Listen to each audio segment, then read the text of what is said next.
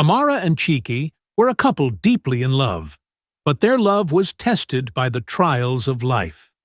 After 10 barren years of marriage, Amara's inability to conceive had become the talk of their village.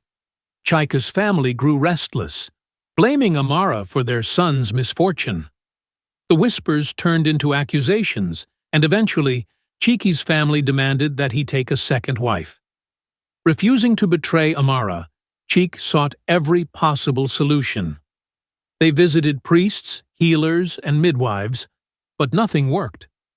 Finally, at the insistence of Chika's elder brother, they turned to Ezemba, a reclusive and feared herbalist, said to have the ear of the spirits. Ezemba listened to their plight and smiled darkly. "You will have a child," he said, "but the cost will be great." He told them of the rituals required for Amara to conceive.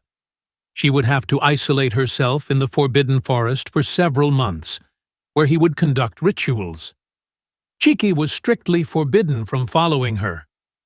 Ezemba warned, if the husband enters the forest, tragedy will follow.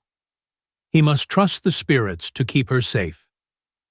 Amara begged Chika to obey the rule, but Chika's protective instincts overpowered him. "I can't leave you alone in that place," he said. Against Ezemba's warnings, he accompanied Amara into the forest. In the heart of the forest, Amara endured grueling rituals. Ezemba would come at night, chanting incantations, marking her body with strange symbols, and making offerings to unseen forces. The spirits answered their pleas, and Amara conceived. 9 months later, Amara gave birth under a blood-red moon. Her cries echoed through the forest as Chike held her hand. Ezemba stood over her, his face a mixture of awe and dread. "You have given birth to twins," he said. "This is both a blessing and a curse." In their village, twins were seen as abominations, believed to be the work of evil spirits. By law, twins were to be killed at birth. Ezemba, however, saw greatness in the infants.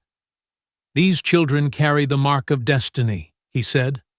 "One will rise to change the course of history, but the path ahead will be fraught with danger." As the couple prepared to flee the forest and find refuge far from their village, the king's servants, who were patrolling the area for trespassers, discovered their hideout. The cries of the newborns gave them away.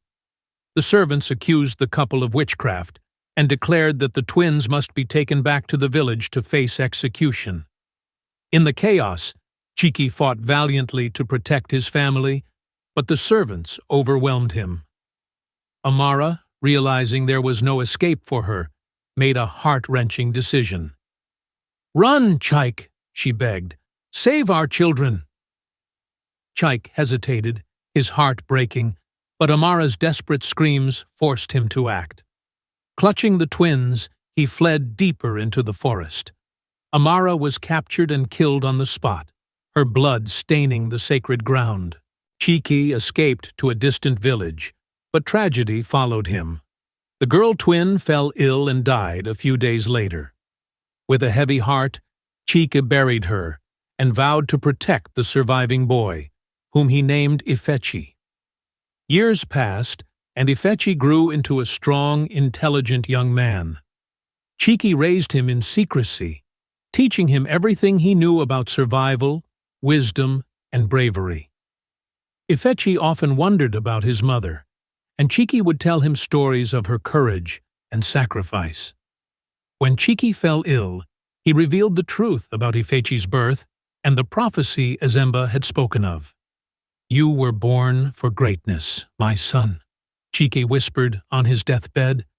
"Your mother gave her life so you could live.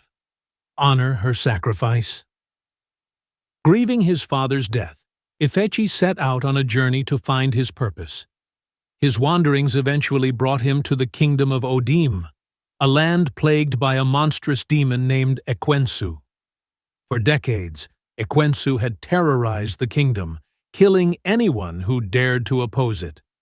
The elders of Odim had prophesied that a savior would come to defeat Ekwensu, but none had succeeded. Ifechi arrived in Odim during a time of great despair. The people were starving, their crops destroyed by Ekwensu, and their warriors slaughtered. Hearing of the prophecy, they begged Ifechi to help. At first, he refused, feeling unworthy of such a task. But one night, he had a dream in which Azemba appeared to him, revealing a plan to defeat the demon. The key lies in something simple. Azemba's voice echoed. Beans. Prepare akara, but enchant it with incantations to weaken the demon. Ekwensu's pride will be its downfall. Ifechi set to work. He ground beans into a paste, whispering the incantations Azemba had taught him. He fried the akara, infusing each piece with spiritual power. When Ekwensu emerged from its lair, a towering, fire-breathing beast, Ifechi stood his ground. "Great Ekwensu!" Ifechi called out, holding up the akara. "I bring you an offering. Taste this, and you will know the strength of the man who challenges you." Intrigued by Ifechi's audacity, Ekwensu devoured the akara. The enchanted food began to weaken the demon, draining its strength. Enraged, Ekwensu lunged at Ifechi, but the young man was ready. He lured the demon into a trap he had prepared, a pit lined with spikes and sealed with enchanted stones. Ekwensu thrashed and roared, but the power of the akara had sapped its strength. With one final incantation, Ifechi sealed the pit, trapping the demon forever. The people of Odim erupted in celebration. They hailed Ifechi as their savior and crowned him king. Under his reign, Odim flourished. Ifechi worked tirelessly to abolish superstitions and bring justice to his kingdom. He built a shrine in honor of his parents, ensuring their sacrifices would never be forgotten. Though he carried the pain of his losses, Ifechi found peace in knowing he had fulfilled his destiny. His story became a legend, a tale of courage, sacrifice, and the power of destiny to find those who are willing to rise to its call.